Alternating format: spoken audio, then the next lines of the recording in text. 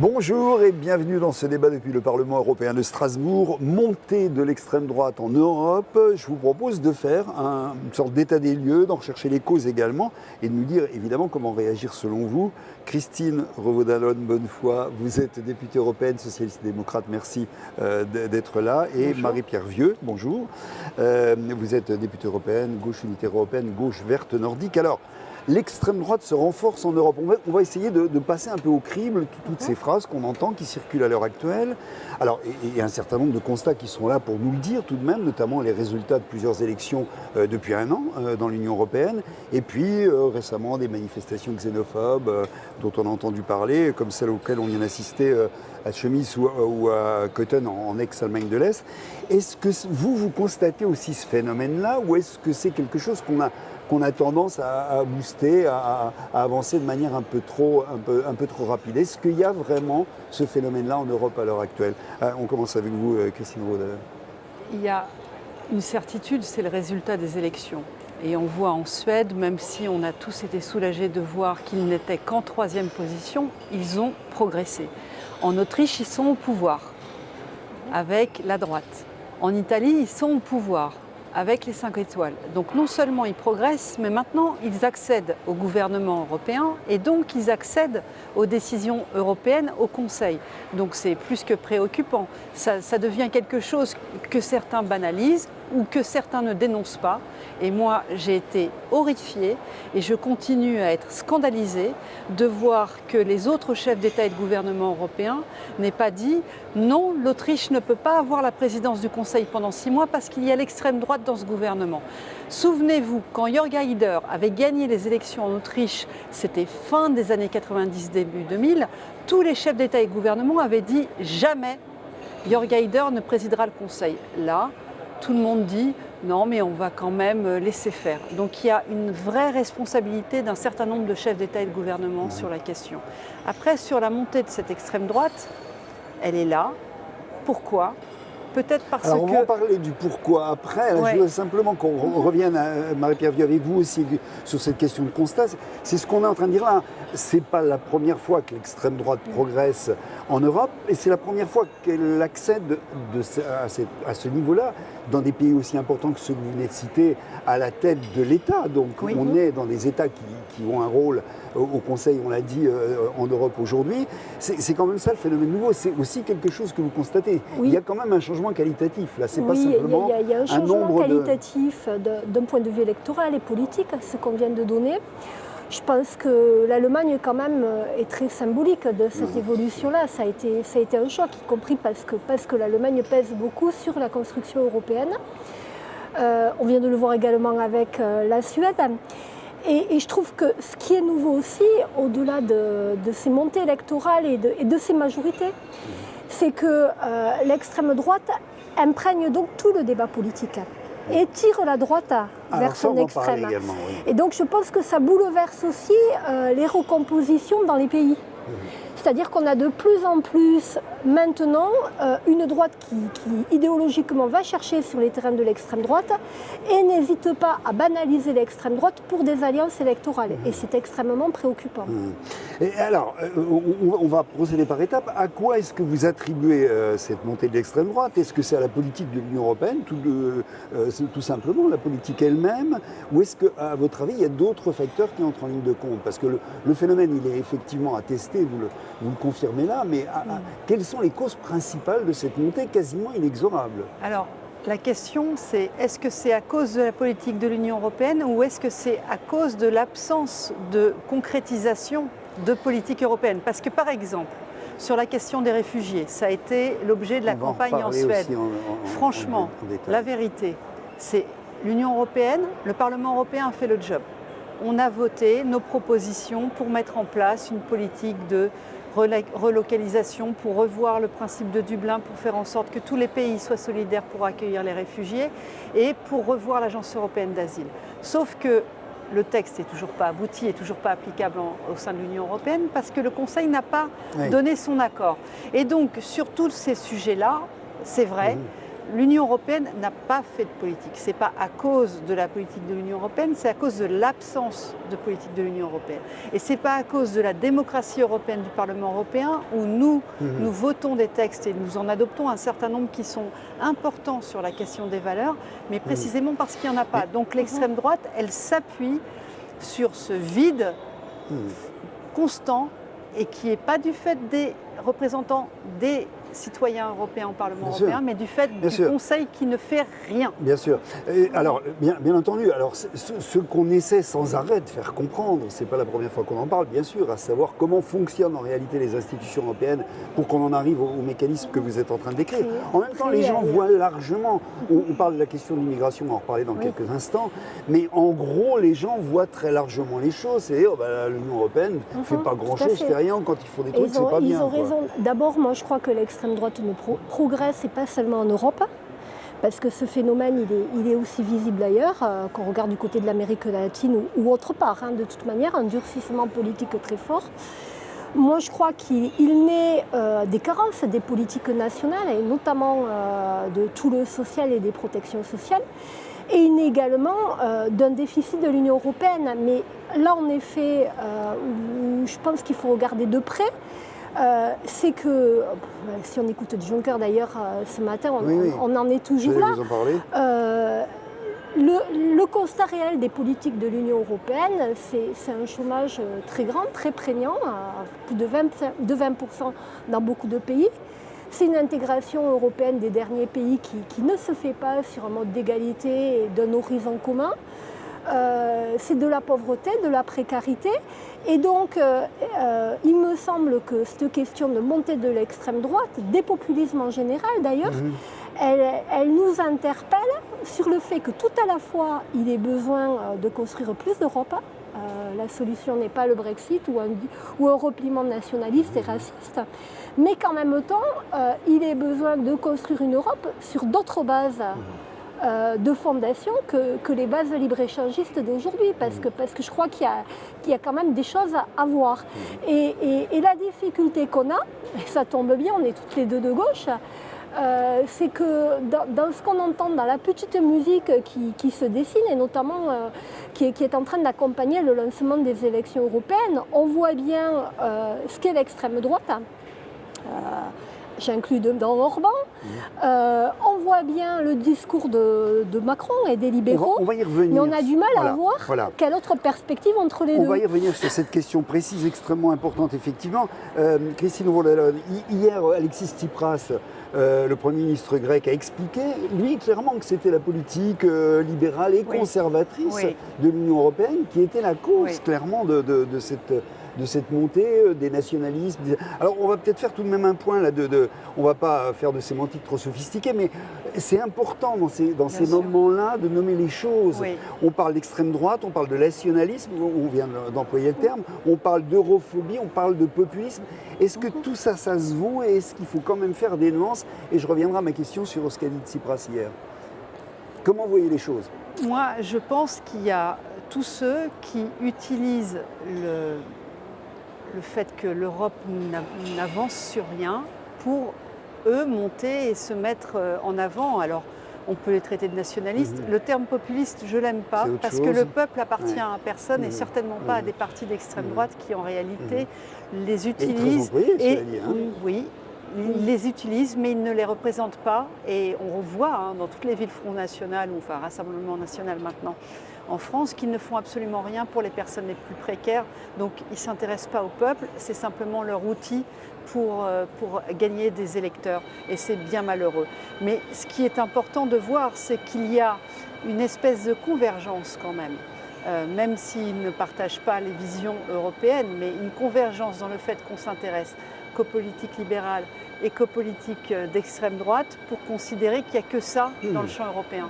Alors qu'il y a, parce que l'Europe est un niveau politique comme en France, où il y a des visions politiques différentes, de gauche, écologistes, de droite, d'extrême droite, et on a le devoir de démontrer aux citoyens européens, aux citoyens français qu'ils ont le choix et qu'il y a des propositions différentes et que c'est à eux de choisir et de ne pas s'enfermer dans deux propositions qui sont les deux faces d'une même pièce, libérale ou europhobe. C'est pas vrai. C'est pas vrai. On a beaucoup d'autres choses à offrir et dans ce qui se passe au Parlement européen, on se rend bien compte que ce ne sont pas eux qui font les propositions les plus progressistes, mais c'est bien la gauche et l'ensemble de la gauche. Alors vous y avez fait allusion toutes les deux, sur justement dans cette conjoncture, qui est quand même une conjoncture où on a des élections dans quelques mois, des élections européennes. Ce qui est important, effectivement, et on a l'impression que ça se joue absolument maintenant, c'est non pas le moment du vote qui aura lieu dans quelques mois, c'est le moment où on réussit à imposer le thème de campagne, finalement. Sachant que plus ça va, plus les campagnes électorales sont simples et on fait en dernière instance que les gens choisissent sur une question. Dans ce débat-là, on est en train de voir ce que vous êtes en train de... Mais vous allez nous le réexpliquer en détail. Ce que vous êtes en train d'expliquer, ce à quoi vous faisiez allusion, c'est que le thème de l'élection européenne, si on écoute effectivement ce qu'a dit hier Viktor Orban, le Premier ministre hongrois, ça va être pour ou contre les migrants. Vous êtes en train de le dire, vous le disiez à l'instant. Il n'y a pas que ça, l'Europe, c'est énormément de choses. Qu'est-ce que vous voyez se préfigurer effectivement dans la manière dont ce thème principal des élections européennes, donc du choix finalement dernière instance des électeurs, de la manière dont va être obligé, contraint ce choix, est en train de se produire à l'heure actuelle? D'abord, je crois que vous avez raison quand vous dites qu'actuellement on est face à une répartition entre les gens qui ne veulent plus de l'Europe, donc, et qui cherchent un repli identitaire, avec le fait que l'expérience du Brexit montre que s'affranchir de l'Europe n'équivaut pas à s'affranchir du libéralisme, au contraire, et ceux qui veulent pousser encore plus loin la déréglementation. Moi, dans le discours de Macron, on voit bien la politique qu'il mène en France, et donc voilà. Et je crois que l'enjeu de l'Europe, c'est tout à la fois ne pas s'en tenir simplement à un enjeu national, ça ne peut pas être un référendum par rapport à Macron, simplement une campagne française. Ce qui est dit en France par certains, bien sûr. Mais à la fois poser des actes nationalement et s'inscrire dans l'Europe qu'on veut. Moi, je crois que si on veut tenir d'abord le bon niveau de campagne, il faut qu'il y ait débat. Il faut ensuite que le débat ne soit pas un débat de peur, où on va sur le terrain des autres. Et on vient de citer par exemple le problème de l'immigration. Moi, je crois que le problème de l'Europe n'est pas un problème identitaire. Le problème de l'Europe, c'est le problème de l'égalité, c'est le problème de l'écologie, c'est le problème d'une démocratie avancée avec des coopérations. C'est le problème de maintenir des zones de protection et de redistribution sociale, et je pense aux services publics. Et puis, parce que je crois que c'est qu'on doit nous aider à faire monter dans le débat, c'est le problème de la gauche. Et là, je n'en parle pas qu'en termes électoraux. C'est-à-dire qu'on voit bien les sondages. Et y compris hier au travers de ce que dit Tsipras, lui il appelle en gros à faire front face au risque d'extrême droite. Mais il faut pousser ce débat, faire front autour de quelle politique, faire front pour faire quoi en Europe. Et donc je crois que, alors je ne vais pas plus développer que ça, mais dans le problème de la gauche, qui ne sera pas qu'aux européennes, il sera en France, il sera après les européennes aussi. Il y a cette idée que je crois que l'extrême droite a d'autant plus grandi, pas que l'extrême droite, qu'à un certain moment, tout ce qui faisait les thèmes fondateurs et les batailles de la gauche, de manière séculaire, quelque part, elles n'ont plus prise sur la réalité, et on a passé suffisamment à les réinventer. Et donc je crois que ce qui est important aujourd'hui, c'est faire grandir ça dans la campagne. C'est-à-dire qu'on veut répondre aux défis écologiques en Europe. En effet, pour répondre aux défis écologiques et au réchauffement climatique, on ne peut pas s'en tenir aux seules limites de la France. Qui est un thème d'opinion important aujourd'hui. Eh bien, comment on y répond en posant la question des mesures qui vont du glyphosate aux questions énergétiques, en passant par la redistribution sociale. Et je crois qu'il faut prendre des choses comme ça. Oui, je reviens à ce qu'on disait il y a quelques instants sur l'immigration. Ça veut dire que vous allez dire clairement aux gens, ce n'est pas le thème principal de campagne sur l'Europe. Il y a des questions européennes qui sont beaucoup plus importantes que celles-ci. sachant qu'il n'y a pas eu en plus, concernant l'immigration, des choses... Il n'y a pas les chiffres incroyables, donc on est un peu dans du déni de réalité là. Vous allez tenter ça, d'imposer d'autres thèmes de débat, parce que c'est ça qui va être déterminant. C'est de quoi on parle. Absolument. Déjà, j'aimerais, et merci beaucoup de faire ce débat, parce que je suis très agacée d'entendre ceux qui mettent tous les pro-européens d'un côté et les anti-européens de l'autre, et puis on ferme le débat. Et en fait, c'est la politique libérale, et je suis tout à fait d'accord avec ce qu'a dit Alexis Tsipras hier. C'est la politique libérale menée constamment au niveau européen par ceux qui dirigent l'Union européenne qui ont fait monter l'extrême droite. Et une autre Europe est possible où il y a les questions de droits sociaux, parce que c'est vrai, Marie-Pierre a raison, sur cette question-là, alors même qu'un certain nombre de chefs d'État, je me souviens de l'époque de François Mitterrand, Mario Soares, Felipe González avait dit, Jacques Delors, il faut qu'il y ait un pilier des droits sociaux. On est en 2018, on n'en a toujours pas le début d'un commencement de rien du tout. Donc les Européens, ils n'ont toujours pas de protection sociale harmonisée, pas de droit au chômage harmonisé, tout ce qui est la protection sociale n'existe pas partout en Europe, et c'est une concurrence de travailleurs entre travailleurs, c'est insupportable. La question écologique, effectivement, est un point majeur aussi sur lequel on doit absolument faire des propositions fortes. Et pour l'instant, aujourd'hui, on a la droite au Parlement européen et au Conseil qui ne veut pas en entendre parler, mais ce n'est pas grave, on continue à avancer. Et sur le glyphosate, on a mis en place notre commission spéciale, donc on avance. Et la question des réfugiés est une question indispensable. Et pour moi, ce n'est pas un problème, c'est quelque chose, c'est une question de solidarité qu'on doit vraiment porter. Et je suis fière qu'on continue à avancer, à faire des propositions. Et il y a un certain nombre de maires de gauche qui font leur travail d'accueil, et ça se passe bien dans ces communes. Donc ce n'est pas un problème, et il faut le dire haut et fort et pas avoir peur de répondre à Salvini et à toute cette extrême droite qui explique que les migrants, c'est les mots. Ils profitent des réfugiés qui arrivent sur leur territoire, qui n'ont pas de papier, pour les esclavagiser, c'est-à-dire qu'ils les font travailler sans contrat et ça les arrange. C'est comme ça que ça se passe et c'est insupportable. Donc cette question d'immigration doit être dans le débat, mais il faut... À la place qui est la sienne. À la place qui est la sienne, une place humaine. C'est des hommes et des femmes qui ont dû quitter leur pays, pas de gaieté de cœur. Est-ce que vous quitteriez votre maison, votre chez vous, comme ça, allez, je vais changer de pays? Non, donc il faut avoir ce côté humain et solidaire. Alors, c'est important ces clarifications, parce qu'il y a eu des troubles, même à gauche. On va redire un mot quand même, parce que le Die Linke est un groupe qui fait partie de la GUE. Sarah Wagenknecht, donc, qui a semé le trouble quand même, il faut le dire, dans la gauche européenne. À juste titre, elle a semé le trouble. Voilà. Redites-nous un mot et la manière dont vous analysez cette séquence. Par rapport, pour en finir sur la question de la migration. Non, je pense que c'est dû à un repositionnement stratégique d'une partie de Die Linke qui sont passés d'une position d'une gauche dite classique à une position plus populiste. Et je pense que leur manière de prendre le débat en Allemagne, c'est un peu de contourner, mais alors de la manière le pire, le débat sur l'immigration. Moi, pour prolonger ce débat, je crois que c'est une question humaine, c'est une question politique à part entière. Parce qu'à un certain moment, les migrations ne vont pas s'arrêter. Elles ne vont pas s'arrêter pour des raisons climatiques. Elles ne vont pas s'arrêter non plus simplement en aidant les pays. Parce qu'on sait qu'une partie de l'aide, et il faut aider ces pays à se développer, développera une nouvelle immigration qui ne sera pas de la même nature en termes de catégorie sociale. Et puis on est sur du long terme aussi. Qu'on est sur du long terme, qu'on est sur une mondialisation, et qu'à cette échelle-là, eh bien, la question, elle est de protéger les populations, et la question, elle est de permettre à chacun de vivre.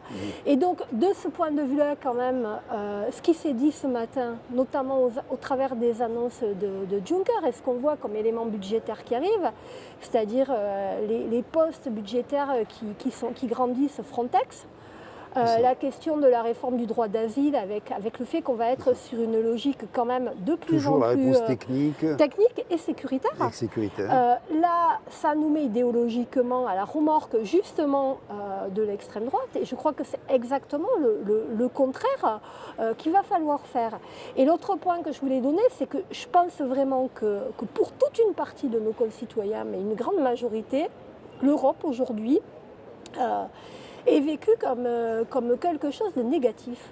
Vous n'avez qu'à voir d'ailleurs nos gouvernances se cachent derrière l'Europe.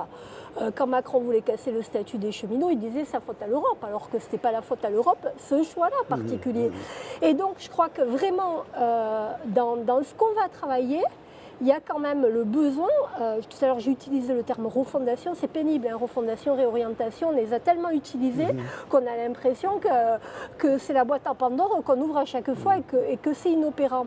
Mais ceci dit, il y a un certain nombre de traités et d'orientations européennes qu'il va falloir remettre sur table.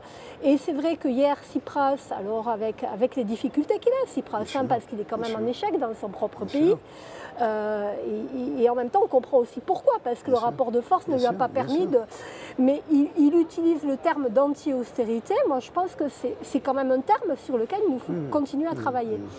Et est-ce que le coup de semonce, on va dire, c'est-à-dire le vote lors de cette session au Parlement européen pour remettre dans le bon sens la Hongrie, en tous les cas, lui faire remarquer que discours d'Orban ou pas discours d'Orban, ça ne change pas grand-chose. Est-ce que ce vote du Parlement qui a eu lieu là cette semaine a de l'importance tout de même par rapport à la manière dont, précisément, il pourrait mettre pas un coup d'arrêt, mais en tous les cas, donner une indication, donner un indice intéressant sur ce dont on ne veut pas en Europe à l'heure actuelle, tout simplement. La Hongrie est entrée dans l'Union européenne en 2004. Et elle y est entrée parce qu'elle respectait les droits fondamentaux. Pour être dans l'Union européenne, il faut respecter les droits. Et après 2004, les droits fondamentaux, ils sont toujours là. Et la Hongrie doit toujours les respecter. Et ce n'est pas les Hongrois, ce n'est pas la Hongrie, hein, c'est le gouvernement d'Orban qui ne les respecte plus. Et ce que nous avons voté aujourd'hui avec une majorité des 2/3, et là où c'est historique, c'est que dans la droite conservatrice, il y en a eu un certain nombre de courageux qui ont voté avec nous pour dire que ce gouvernement, pour protéger les Hongrois, on vote cette résolution pour qu'il y ait l'article 7 contre ce gouvernement, mais pour protéger les Hongrois, parce que ce sont les Hongrois qui sont victimes de l'absence de droit, qui sont victimes de l'absence de liberté de la presse, et c'est pour eux, et c'est d'abord pour eux qu'on a fait ce vote, et je salue, c'est pas souvent que je salue des députés de la droite conservatrice, mais ceux qui ont eu le courage de le faire pour nous permettre d'avoir cette majorité des 2/3, et c'est en ça que c'est historique. Parce que jusqu'à présent, ils restaient solidaires de ce gouvernement, quel qu'il fasse. Et ça démontre que par le vote, donc par cette démocratie européenne, on peut rappeler que les droits fondamentaux, c'est sacré en Europe. Ça peut être tout de même un coup d'arrêt, malgré tout, dans cette espèce d'ascension irrésistible des thèmes dont on parlait tout à l'heure. Il ne faut jamais lâcher, et toutes les violations de droits fondamentaux doivent être condamnées. On l'a déjà fait sur la Pologne, on attend que le Conseil se prononce, parce que là, il ne l'a pas fait. Pologne, Hongrie et tous les pays qui ne respecteront pas, et encore une fois, ce n'est pas contre les peuples de ces pays, c'est contre leur gouvernement. Et il faut vraiment bien faire la distinction. On reparlera de ces questions-là, évidemment fondamentales, à de nombreuses reprises d'ici le mois de mai. Simplement un petit mot, votre état d'esprit, là, en septembre, à la reprise de cette saison, pas n'importe laquelle, on le disait tout à l'heure, puisque les élections sont au bout. On entend des choses diverses ici au Parlement européen. On a entendu des députés dire que l'Europe c'est en train de mourir, etc. Ce qui n'est pas du tout l'impression qu'on a quand on parle ici. Quel est votre état d'esprit? Comment vous voyez les choses? Comment vous sentez les choses dans une année qui est quand même cruciale? Mais moi je crois qu'on est... Oui, tout à fait. C'est-à-dire qu'on est à un moment charnière, on le voit bien. Et à tous les moments charnières, on peut tomber du bon côté comme du mauvais côté. Donc il y a une tension, tout ça. Moi, je trouve qu'il se passe des choses intéressantes, y compris dans les sessions. Alors, chacun fait son panier comme il veut, mais je regarde, si on met bout à bout ce qui s'est passé avec les routiers au mois de juin, et en lien avec les mobilisations sociales, ce qui se passe sur cette session de rentrée, c'est pas rien quand même. Hein. Je mets de côté la question des droits d'auteur, mais je la trouve importante. Bien sûr, voilà. Bien sûr. Et d'autre part, Orban, ce que tu viens de dire et qui est un signal quand même, parce que si ça reste pas dans l'institution comme un fait de l'établissement, mais que ça, c'est un message progressiste, c'est extrêmement important. Le sens du message. Ouais. Et donc, moi, je suis une révolutionnaire, donc positive. Je veux m'appuyer sur ce qui se met en mouvement pour le pousser. Et je crois qu'il y a une maturité, une conscience qui grandit on voit bien le danger. Hein. Premiers sondages sont mortifères. Quand on regarde à l'échelle européenne, justement, par la part que prendraient les extrêmes droites. Mais justement, ça doit soulever chez nous des leviers pour trouver les questions à traiter. Et il y en a des fortes. Hein. J'ai en tête quelque chose, mais je voulais le dire dans ce débat. Alors excusez-moi, mais on parle de l'alimentation, mais ouvrir un droit européen à l'alimentation pour tous, ça serait par exemple une grande bataille européenne, quoi. Et donc je crois qu'il faut qu'on fasse une campagne et il faut qu'on pousse là-dessus, nous parlementaires, tant qu'on est encore là pour continuer. Christine Rohdalen, bonne foi, votre sentiment, votre impression à la rentrée, sachant que encore une fois, on est dans une période, effectivement, on vient de le dire, on est dans une période charnière, cruciale et extrêmement importante. On n'est pas en train de débattre là sereinement de choses tranquilles. Il y a un peu le feu tout de même. Il y a le feu et c'est pour ça qu'on est surmobilisé et que moi, mes batteries, elles sont rechargées à 300% pour mener la bataille et pour expliquer partout que l'Union européenne, ce n'est pas un choix entre la droite libérale et les europhobes. Il y a une voie d'espoir pour les Européens où on peut leur proposer des droits sociaux, mais effectivement, tu as raison, le droit à l'alimentation et une alimentation saine et pas bourrée d'OGM et d'autres glyphosates, etc. Et une société où on respecte les droits des femmes, des hommes, des enfants. Il y a énormément de choses à proposer, il y a un challenge énorme et surtout de pouvoir le faire diffuser et je remercie l'humanité de faire ce travail tout le temps, à chaque session, d'être présent au Parlement européen pour démontrer qu'une autre Europe est possible que celle qu'on entend tout le temps dans les grands médias nationaux. Et tu es la bienvenue à la fête. Profitons-en pour le dire. Merci à vous deux, merci pour la haute tenue de ce débat tout à fait passionnant. À bientôt et merci à vous qui nous avez suivis. Au revoir et à bientôt également. Au revoir.